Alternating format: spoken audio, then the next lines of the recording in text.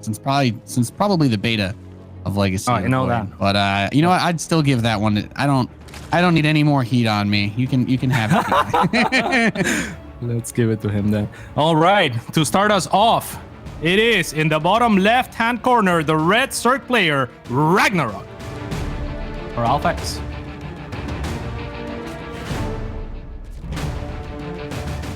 And his opponent in the northeast, spawning as the blue Terran player. He is TY.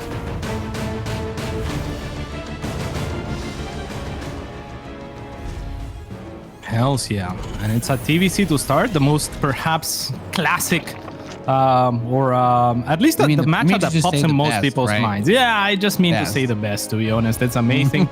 Though TY is a tricky player. Do you think he's just gonna play standard here against RagnaroK, Bio, or is that what we're expecting? Or you know, I always like to see TY do fun stuff because I think he is one of the smartest, if not the smartest player that plays StarCraft, especially when it comes to strategies. But I also feel like the way that RagnaroK plays, please tell me if you disagree, but like there are some ways that you can play versus like weird Terrans where if they leave these big windows open where they're vulnerable because they're going for like a tech rush or hiding something. Like sometimes if you try to get too fancy, you kind of trip, right? And that's where the opportunity for the Zerg to just kill you in that in some early phase kind of opens up if they see that, if they get a read on it. So I think maybe you just play this one a little bit more standard because RagnaroK is not predictable, right? Really? Yeah. In the sense that you know what he's going to do, whether it's aggressive or not. But it's just a single Marine too. No Reaper Scout, no SCV Scout. So I guess TY, he's not really worried about anything. You'd have to be pretty confident to start the series off with this in a best of 3, no less. Yeah. Do you ever make a second Marine just in case the Overlord moves into check? Because I don't think a single Marine could kill that Overlord if the Overlord was to move into the ramp, right? I don't know. I like that's the reason why I like going for like the 3 or 4 Marine openers out of the barracks and delaying the gas a little bit just to try and keep the Overlord away. But it doesn't go to check, and I think you're right though. Like one Marine won't kill it if it wanted to take a look at the ramp and then go back to that spot.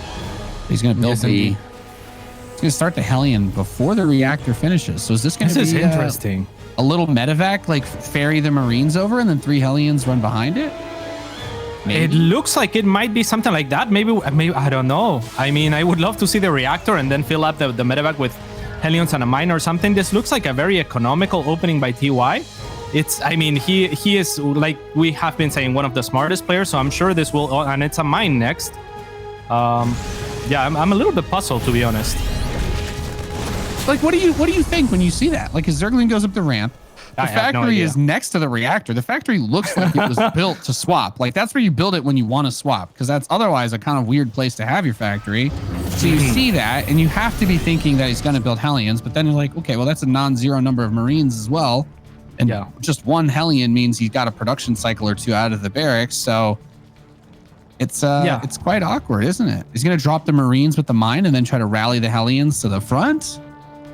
Yeah, I suppose so. And it's not the easiest map to attack with Hellions into either, because it's a very narrow choke and a ramp of all things. So it's going to be 3 Hellions like you were predicting. It's going to be 3 Hellions trying to run by as the medevac tries and do something potentially, most likely, I assume, in the main. And the Baneling Nest is only just now starting too. So I don't even hate the idea of like having the Hellions go to the low ground by the main. Oh, this drop the Marines and just elevator everything. Because that front area is not very exposed. There's not really a lot of drones at the 3rd, but also attacking multiple places at once is not bad either. But there's a Spore in place. There's a lot of Zerglings. So without the Hellion splash damage, I don't think you're getting through that many links. Will run into the natural, but only for a single drone, Cats. Yeah, and that Spore gives you a hint that RagnaroK is expecting something like this. At the same time, TY is going for a Cloak Banshee behind this. He has not cancelled Cloak in spite of that Spore, and now RagnaroK actually is fully ready with a Spore in each base, though not perfectly positioned for Banshees, but rather for drops. So I do like this. At the very least, trying to get something for the investment that he made into this early game, and RagnaroK's trying to bait the mine shot out there, but pushing the creep back is something that is never going to be a bad move. That's going to be very important to keep that away. Third command center starts up. So not the fastest, greediest one, especially out of TY. Like, I think no, not wasn't more than like a month or so ago. We were still seeing these crazy 3cc builds. But the armory timing with this is interesting to me because he wants to keep the pressure up. It's going to have Hellbats way before anything else is set up. Still going to be going into bio, but you don't usually see. I feel like we don't usually see the armory come in this late with it. This is meant to be a very big attack. All right, let's see what happens. It's going to be a big attack indeed at the front. So now TY is going to be moving in. The mine not being burrowed until the very last second there. The Banshee's cloaking preemptively, but now having to shift around. Banelings are already out, but beautiful splits actually from TY. The Banelings are after the Marines, and they do find good connections finally, Nate. At the same time, the Banshees really haven't been able to do too much. Now, a couple of them do slip over to the natural. Right. There's just one queen here with the spore giving the vision, and TY is going to be able to grab a couple of the drones that are going between the bases, while some Hellions are still tucked over towards that third. Yeah, Cats, bit of a chaotic beginning to this, and RagnaroK still has about a 6-drone lead, but having to replace those drones means he's delaying everything else that he would be doing in this game by this point already, right? Yes, indeed. And RagnaroK's response is going to be Spire, but like you said, I mean, he's been delaying droning. His economy is not amazing. That said, TY has not yet established a third, but has a tank in position to help him do exactly that. I'm kind of liking his position, right? Like, he's adding a lot of production now, and I think the chaos has served to his benefit so far. Yeah, so Baneling speed only just now starting up. But I think when you go for an attack like that as TY, you're also saying that your first big bio push is going to be pretty delayed too. So everything kind of still somewhat lines up, but just not at maybe the timings you'd normally expect, because that was a pretty big push. That was a big investment made. Hellions are, they can be flimsy at times, but 8 Hellions is still 2 command centers worth of minerals, man. That's still a lot to throw at your opponent trying to get damage done. And at the end of the day, 61 SCVs to 68 drones is not the worst place to be for a TY as he takes that third. And I think the most important thing on this map especially is making sure that when you do want to step out of your base to try and get on the field and do something about your opponent, back doors, the backstabs on this map are brutal. That third base is very exposed. I like that he's adding a bunch of infrastructure here. He's really trying to make it hard to dislodge him from this point. Yeah, indeed. It is a very open map with a lot of pathways. That makes it a little bit more difficult to creep spread, but we see RagnaroK putting a great deal of emphasis into those creep tumors. So now the test for TY begins as Muta are on the way. And like you said, I mean, it's going to be difficult for him to move out too early or too soon after that first attack that was pushed back, I guess you could say, by RagnaroK. But now the Muta are really going to have a say, and if RagnaroK makes enough of them, he's going to go and test TY's defenses, and there's not a turret at the third, and there's a lot of exposed infrastructure also. But oh, this is nasty too! Oh yeah, the Mutalisks being able to come over to these medevacs, barely loaded, and got a few out to push the Mutas away.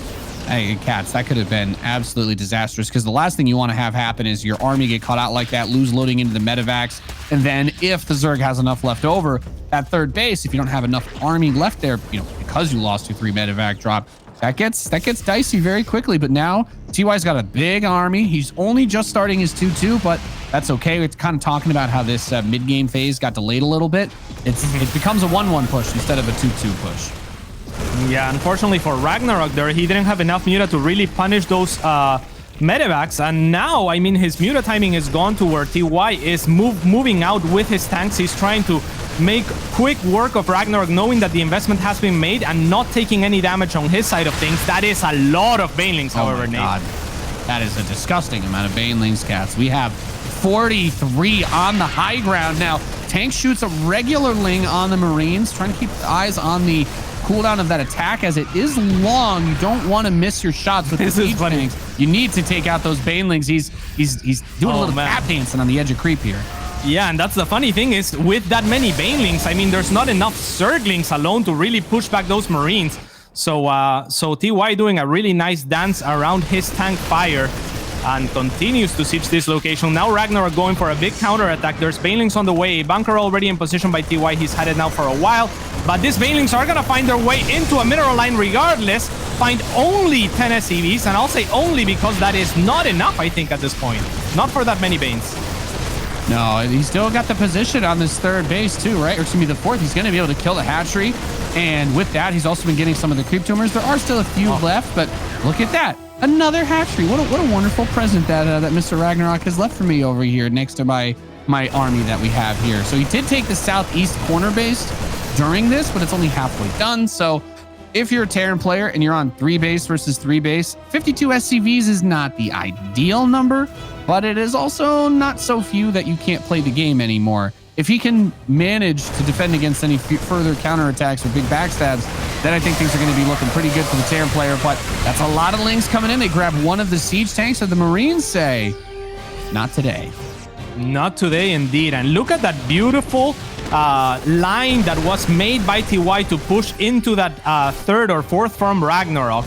It was just such a great, huge setup, and we see it replicated here, where he is sieging very, very far back and keeping a good chunk of his bio with those tanks and only poking with very small numbers of units. It's worked out wonders for him. It's allowed him to keep units back. It's allowed him to keep RagnaroK guessing and not really being able to connect with those Banes. But now on creep, RagnaroK might have an opportunity, and he has to pounce on it. It's good connections to start off. The Mutas are going to clean up, but now there's too many Marines in the back. RagnaroK is going to be pushed back. Not too bad of a trade, though. Yeah, I was going to say that's a dangerous fight because, as you were saying, there was a bit of creep there, but it was the very edge, you know? It's like, oh, I'm only going to use just the part of the water slide where you come off, right? You don't really have a lot of room to build up speed trying to catch that army. There's when you're at the edge of the creep, because he has that ability to just split a little bit off, and then we see those Banelings nowhere near as good when you don't have that creep spread. But this Mutalisk count is still pretty scary, and I think for RagnaroK, a big part of this of his win condition is if he can keep TY running around and not able to make a big push to him. Obviously, he can build his economy, but if that Mutalisk count gets high enough, he can just start to smite bases. Yeah, it's not going to help RagnaroK also that TY is now getting ahead on upgrades. He started his +3 attack, whereas RagnaroK has not. And now an Infestation Pit is going down for RagnaroK. So his tech is very, very delayed. I think that the next push by TY could be deadly, but also TY on that timer with that Infestation Pit and eventual Hive coming up. Yeah, and I feel like this Hive is when you play this style for Zerg, if you're not able to get the damage, you kind of want that earlier, right? But the gas that goes into the Mutalisks is what delays that, and this is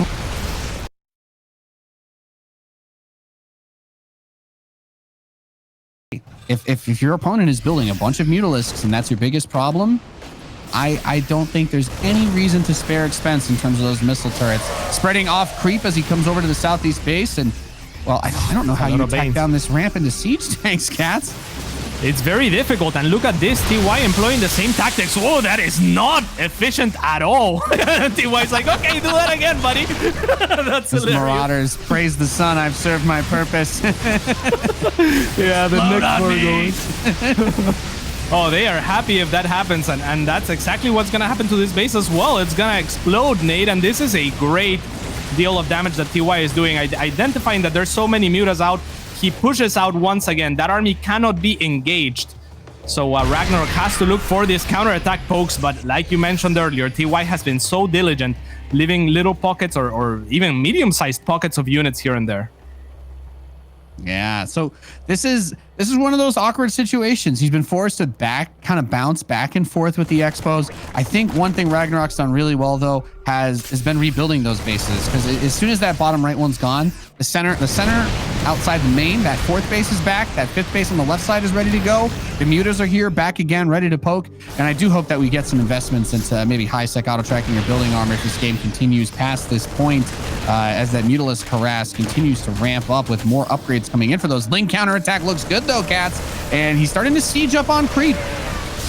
Yeah, and that is the sign of confidence. I think there is so many Muta out, so many Banelings have died throughout, but here comes the big attack for RagnaroK. Perhaps his final stance. Can TY actually hold? There is 3 tanks way back there, and the Marines are running back to them, but RagnaroK will find, I want to say, a good cleanup. Oh, yeah. He takes out all the power units, but TY strikes back again, rallying down the southeast side. Now coming back to the southwest. I like the transition into the burrow upgraded Widow Mines. We see a big hit on those Lings. Obviously, those are also going to be able to help deal with the Mutalisks, and it turns the Overseers into a liability. You need to keep your detection with you as Zerg to catch with those. And I mean, I think I can speak for all the Zerg players out there. Overseers move very fast when you're getting into these fights, and they don't fight, so they can run forward into those Widow Mines pretty easily. But good catch. The Mutalisks are going to come over with the Lings and just trying to trade as, I guess, cost effectively as he can. He wants to kill all of it, but look at the way TY splits these medevacs up. He's really trying to mess with them to save a couple of his units. Yeah, it's not gonna work out this time around, but it will buy him enough time actually. So maybe in a roundabout way, it does work, because he's gonna find a hatchery here. It looks like not fully committing for it just yet, even going after the Spore first. Maybe baiting a fight is TY, and he's gonna get his wish as he gets both the hatchery and a few units to go along. Now both of these mines, or most of these mines, have been detonated, except for 3 in the back that now the units are running into, and these are not good trades for RagnaroK. Yeah, having to take the fights, the Banelings going off creep, and even the reinforcement, man, the offensive missile turret, that thing's got a couple of kills on it, okay? It's got at least one. GG's called. TY takes game number 1, and Cats, that was a pretty fun game. That was a really fun game to start things off today. We got some Marine tank up against some Ling Bane Muta. That's a continental breakfast if I've ever had one. Oh, most definitely. And off of a really strange opening by TY, kind of a low-tech transitioning into very fast cloak Banshees, if that makes any sense, right? Like cutting down on the gas on the early portions to then transition quickly while still applying some semblance of pressure. RagnaroK held well at the start, but it was TY in the end who took it. An awesome game 1 indeed. Oh yeah, a very good start there too. And you know, if you're from RagnaroK's position, that had to be frustrating, because TY, he threw everything at him, right? Like you were saying, he's going for this. What is this? He's reactor barracks. Okay, it's a Marine drop with some Hellions, but it's not like a big committed thing. And then all of a sudden, then the Hellions come, and you're like, oh, okay, so it's Marine Hellbat. No, there's actually 3 Banshees that are flying all over the place, and at no time does RagnaroK really get to just sit back and be like, oh, okay, now I get to do my thing. He was just constantly getting hit, and then that 4th base got shut down. So just a very explosive start to this best of 3. Yeah, and the crazy thing to me is even RagnaroK even had the tools in that he made the Spore Crawlers, right? He just didn't make them for the Banshees. He made them for medevacs. Medevacs / whatever comes, right? It's like, I'm kind of confused, Spores, but I'm going to position them accordingly to what I think you have, right? To try to zone out those drops. And that's how the Banshees find their value. So I was surprised even to see TY finish his cloak after seeing those Spores, but it paid off. That is a really good point, by the way, though, especially because the Spores are at the edge of the base. It was the first thing he saw, and he's like, yeah, no, I don't have a problem with killing cloak Banshees after seeing that. But perhaps that was his plan all along. Probably was. He is incredibly intelligent. He is, in the bottom right-hand side of the map, the blue Terran player, TY.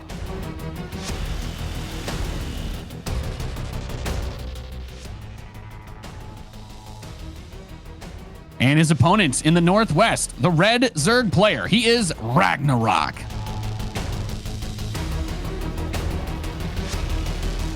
They teased us with this new opening music, Nate, but I can't actually hear most of it. I'm sure people at home can. It's coming through a little fuzzy for me. Yeah, same. It sounds like it's cool. It sounds like it's great. It sounds like it's really cool. Yeah. I just when I see RagnaroK though, that's like my mind just goes to the synth music, because I see that name and I'm like, okay, you know, it's Thor Ragnarok, right? Best MCU movie. Hell's some great colorful vibes in that one. Yeah, huge fan of that movie actually, of all of most of those superhero movies. I think Thor Ragnarok, one of the better ones. Relevant because we're watching Ragnarok, of course. Exactly, very relevant, and it is possible that RagnaroK uses his Nidus Bifrost to teleport across the map into TY's space. Would not be the first time it's happened on this map. You've got a lot of space in the main.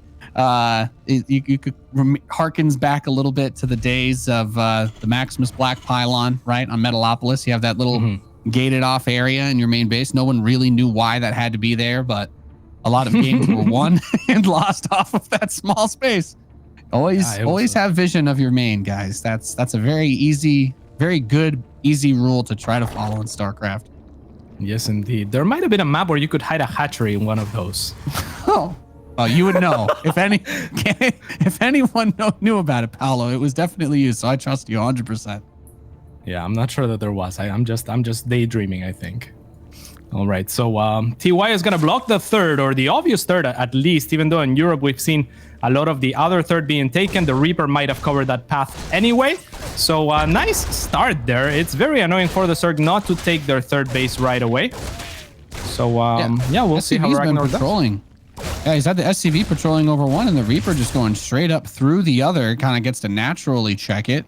And an early little kill, nothing crazy. And also back to normal on TY side of the map. He's doing that turbo CC build, third command center before he even starts the natural orbital.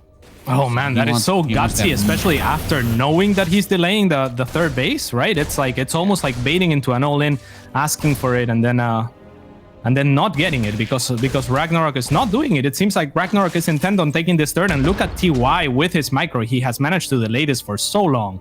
Yeah, TY is so hot right now. Absolutely fantastic coverage of this third base. And there's almost a beauty to it, Cats, because like you were saying, he's doing, on the other side of the map, he's doing the most greedy-ish you basically can do. Oh God. Right? He's cranking out mad economy. Oh, does he not see the hatch?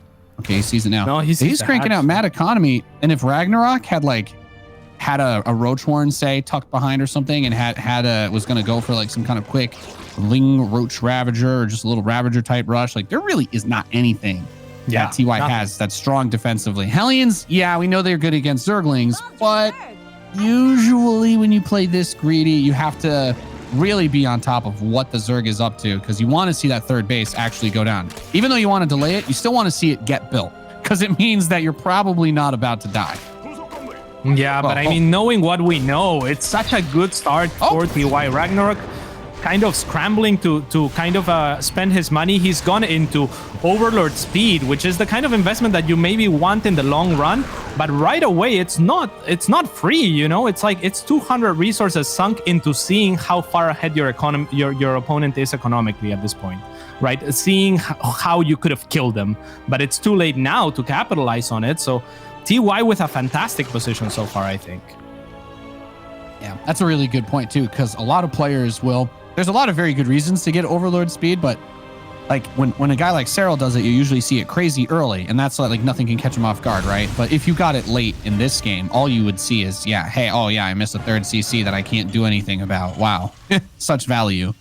But yeah, that will not be the case this game, and TY should be feeling pretty good, to be honest. He's gonna have all the money in the world to do whatever he wants to do with, and it looks like it's gonna be some more Hellbat action in the near future. I like it. I mean, look at RagnaroK. He's only 3 workers ahead, 2 workers ahead of TY at this point. Well, now 6, but like, you get my point. He's not very far ahead. These Hellbats are gonna be deadly. Banelings being morphed. TY will spot them, however, so we'll get an opportunity to split. There are enough Queens that I think they can clean this up, and TY Gutsy going on the Baneling eggs and splitting in the last second. It's still gonna work out just fine, to be honest. I mean, this is not a cheap investment on the side of RagnaroK, and those 2 Hellions trying to go to town in the mineral line will find a couple more drones, but not too many. It could have been a little bit worse. Yeah, Medevac's gonna grab the 2 Hellions and try to scoot over to the natural. There is a spore, but it's not by the mineral line. It's kind of like a drop deterrent right on the outside. So a couple more drones are gonna get roasted and toasted by these Hellbats. Oh, that's a hero Hellions show up to kill him, but 10 drones killed, Cats. That's a good feeling if you're a Terran player. Yeah, especially if you knew how few drones your opponent has had in this entire time, right? That third hatchery is so late, he hasn't had the larva availability. And that's why RagnaroK did well to continue to mine his gas, to continue to try to get some use out of his money rather than just have it sitting there, which is not what you pretty much ever want in StarCraft. And you know, invests into that Overlord speed, finds out how behind he is, and still takes damage from the attack of TY, which wasn't very committed, to be honest. It's rough. Yeah, and hey, you know what? Silver linings. RagnaroK is a little bit ahead this game in terms of the upgrade situation. It's got the 1-1 coming in at a decent pace. But you know what's really, I say that, and then I'm like, you know what's really scary, Cats, though? Is off the back of that early armory opening, there was such a fast second factory that Drilling Claws is going to be done. Wow. Here, we're passing the 7-minute mark. Drilling Claws is done before Stim. I love this. So those Widow Mines are not only going to have the invisibility, right, after they shoot, which is what the armory grants it, but they're also going to be burrowing real fast. And if it catches you off guard, I'd like to see him drop these mines maybe. Yeah, or even just use them in his push. I mean, a lot of mines are really, really good against Mutilating Bane, and we saw how much RagnaroK committed to that style in the previous game. TY was going for tanks, and I was wondering why he was going to tanks. Eventually, he switched on to the Widow Mines. This time, he's gonna have them from the start. He is going for the drops you mentioned to start off. Will they find any more economical damage? They will. That's nasty. No. 16 drones down the barrel of a Widow Mine, and that is tragic. We have a huge amount of Ling Bane getting set up for a counter, but is it going to be enough if he keeps building Widow Mines even defensively? Like, that's the reason why this setup is so strong. You can't just delete them like some other units. He had a wall set up. A beautiful mine shot takes out half the Banelings. And at this point, I think maybe you try to lift some of the Marines up, let the Hellions give chase. But he's feeling pretty comfortable with his defensive setup here, Cats. Oh my god, his setup was just so beautiful. He makes that extra wall, which slows down the Banes. It gives RagnaroK a decision to... Oh! Okay, 18. That's not enough, honestly. But maybe, okay. Now we're talking 29. Now we're getting somewhere we can work with this. He breaks into the main. And Paolo, if he gets on top of the production, we all know Terran units trickle out one by one from those buildings. He built a turn. TY, what? There's a keyboard come unplugged in the middle of this fight. What the hell just happened? What happened? I have no idea. I mean, his setup was so beautiful. I was going to be praising it, but RagnaroK just coming in and punching right through. I mean, he completely all in. RagnaroK is at 45 workers. What? I cannot believe that worked, Nate. No, that's crazy. There's absolutely no reason why that should have worked. He must have been looking on the other side of the map. I don't know why all the drones were dead, but okay. That puts us to game 3. We're gonna go to a quick break. When we return, the conclusion of TY versus RagnaroK.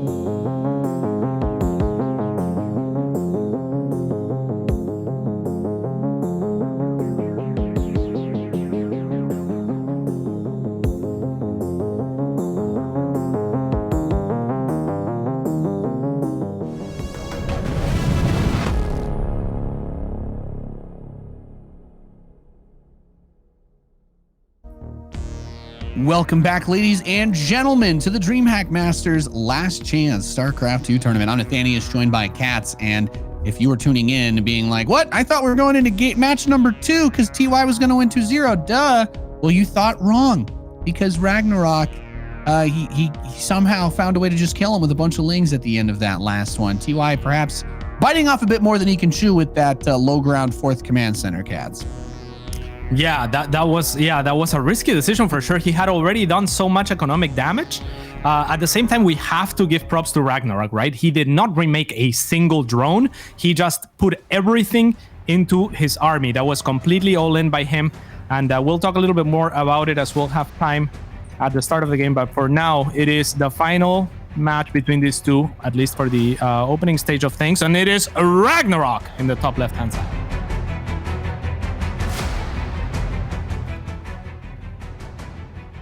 And his opponent, spawning in the southeast position as the blue Terran player.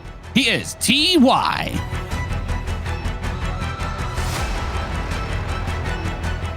Okay. That was actually crazy. Pull first, by the way, from RagnaroK. So interesting start. But yeah, I mean, it really looked like TY was getting ahead. He was pretty much ahead in workers, which is very unusual at that point. So he had to be expecting some sort of attack.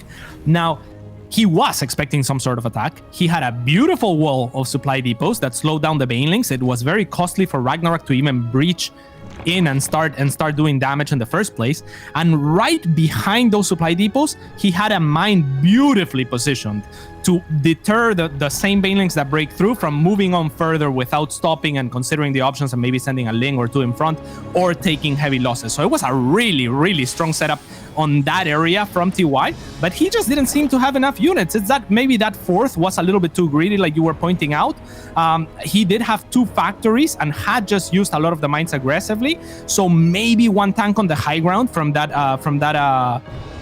tech lab on the one of the factories would have been wonderful. Protects all 3 bases and makes it virtually impossible for baneling busts to happen.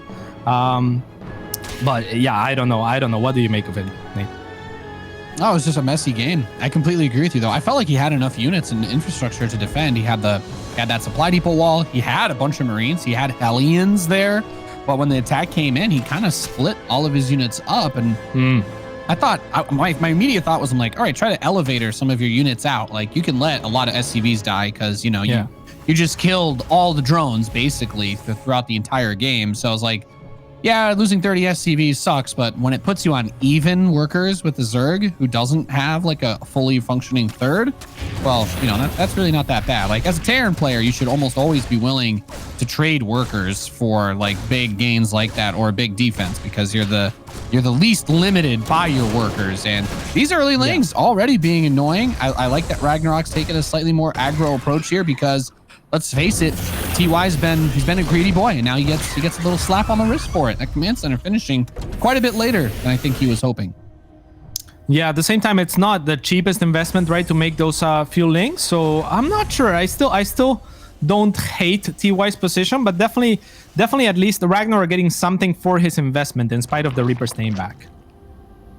Yeah, and that's an interesting thing to bring up as well, because it's like, what kinds of aggression do you want to go for in a game of StarCraft? And against TY, it's never gonna, it should never be easy to kill him. I really didn't think he was gonna die in that last game, but like, he's going for this, and I see your cats, and he's got the Roach Warren building, because TY, as soon as he sent the SCV to go back to working on that natural command center, immediately started a 3rd. So he does love being crazy greedy. Yes, indeed. How do you feel about tank positioning on this map? I mean, TY is opening Banshee, which is just about the best thing that he could be doing. blindly against Roach. But yeah, I was gonna say from tanks, I mean, Roaches kind of make sense in the sense that they can get into the natural in spite of there being a tank on the high ground, for example. They can really bust through or like siege a third or something like that. But here with the Banshee, it's gonna be, I think, an easy defense for TY, right? Should he see this coming? Well, I think that's the important part is seeing it coming, because the Reaper goes in and dies on the ramp. I'm not the Hellions are pulling back. Sure. He didn't see the Roach Horn. I don't know if he saw the Roaches, but the Banshee, and this is what I was going to say, Cats, the Banshee, if he doesn't know that Roaches are coming, it's going to go out onto the middle of the field. So these Hellions kind of get caught by the Lynx. You wouldn't redirect the Banshee towards those, but thankfully it does go straight towards the Roaches. And I think if you're TY, you need to bring that baby home, because the worst thing that can happen is your Banshee's going to kill like a drone or two while the Roaches, force your natural to lift off. Yeah, interestingly, I don't think that... Banshees. Yeah, I don't think that the Banshee was necessarily even going for the Roaches so much as it spotted the Roaches and then decided to go for them, right? So that's really kind of a little bit lucky by TY. Obviously, there's a scouting pattern where he covers some of those possibilities by simply going through the middle of the map with the Banshee, right? Like so in a sense, it's accounted for, and in another sense, it's lucky that it runs into the Roaches as they were coming. So very cool stuff, and he has already actually made a tank. He's super safe here.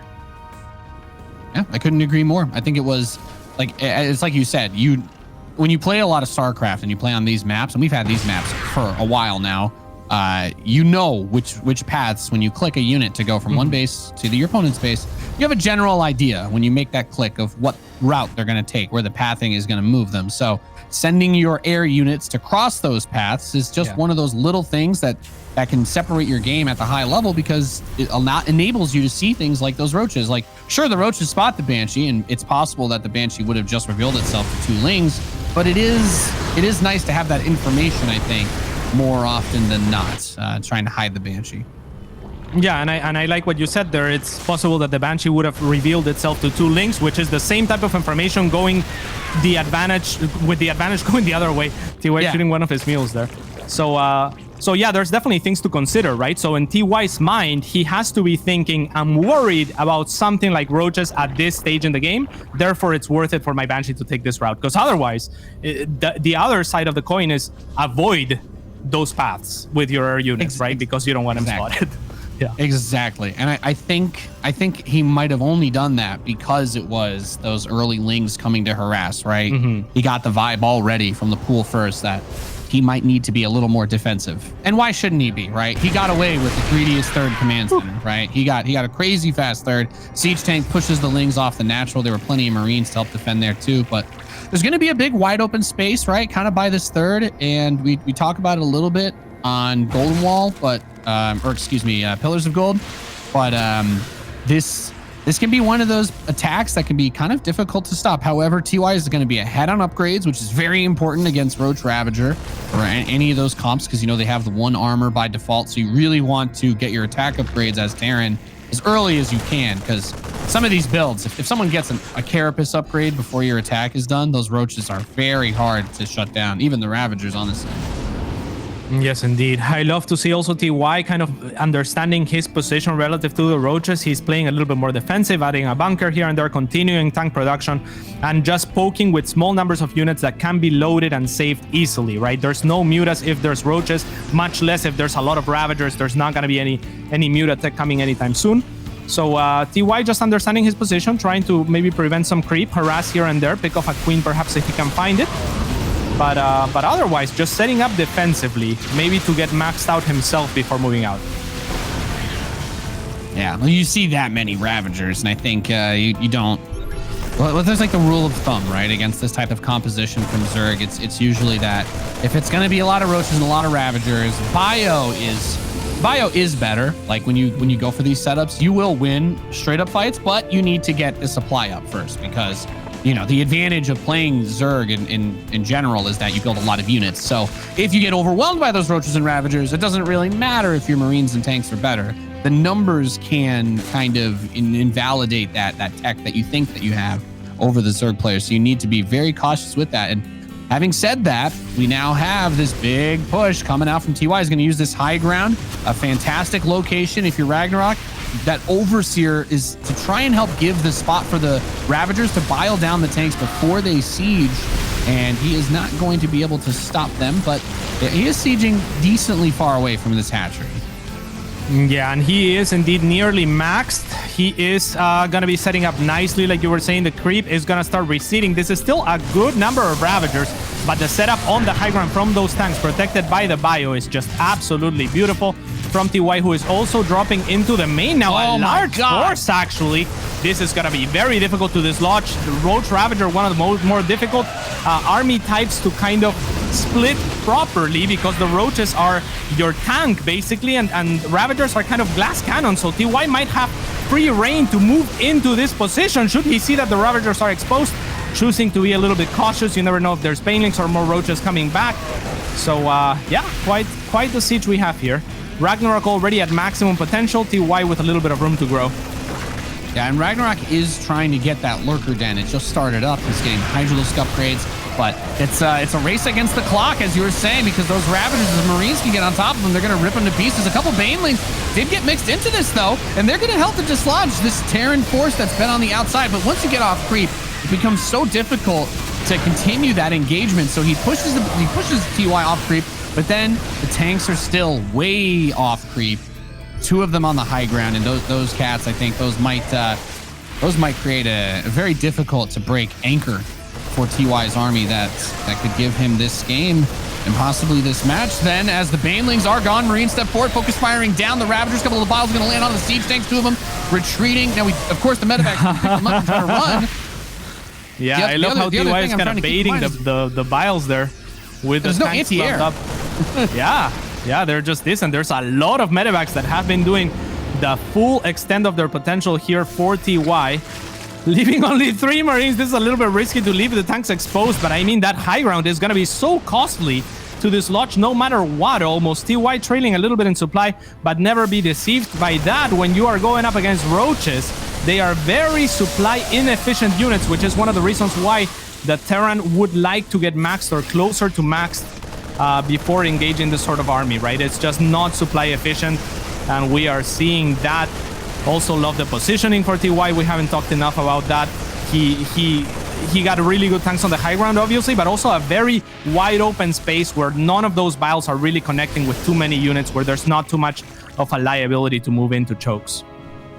Yeah, the chokes were, that's something that the Zerg always wants to try to flip the script on later on too, right? Mm-hmm. They say alligators are ornery because they have all those teeth, but no toothbrushes, cats. And I think RagnaroK is in a similar position because he's got all this tech. He's got his Lurker Den now. He's up to Hive, but he has no Hive units, right? He's still on this Ling Bane Ravager army because the threat, the constant pressure from TY has had him riding the edge of the line the entire time. But he is finally getting the Seismic Spines upgrade for the Lurkers. If he can find a way to buy himself another couple of minutes without taking that catastrophic damage, RagnaroK can start to see a little bit of the way out of this, right? He can try to get that tier 3, that big powerful tech army, but it's not there quite yet. The Banelings are going off creep. The tanks are all so well split. That's it. Yeah. That's gonna be it. I mean, the supply is still there for RagnaroK. He's not going to leave this game. He is at 171 supply. 4 Lurkers on the way, so maybe he could somewhat stabilize defensively in that manner, but this is going to be a lot of damage on the side of TY. Links are going to be trickling in, but that was such a cost-inefficient trade. All those Banelings just dying outside of creep. A beautiful flank, however, on the side of RagnaroK, and he's going to end up cleaning up, minus the medevacs, of course, which is a great part of the force of TY, who is not wasting any time to go and take out the north side as this happens. And he immediately loads up 2 of the medevacs, sends the rest of the bio home. So he's still trying to stretch RagnaroK thin here. And I like that. Got the Marauder up front. Can soak the Zergling attacks very well. Now the Lurkers, a couple of them are done. And the Lurker range upgrade is also complete, Cat. So RagnaroK is trying to claw his way forward. There we see those Lurkers going to burrow. They've got that very long range, but they don't have the burrow upgrade. So unable to instantly siege and unsiege, and half of them are killed in the blink of an eye. Now only a single one left at that base, and TY, he ain't scared. He ain't scared of what lurks in the dark. He's gonna drop that scan like RagnaroK's dropping this series. GG, TY takes it 2-1.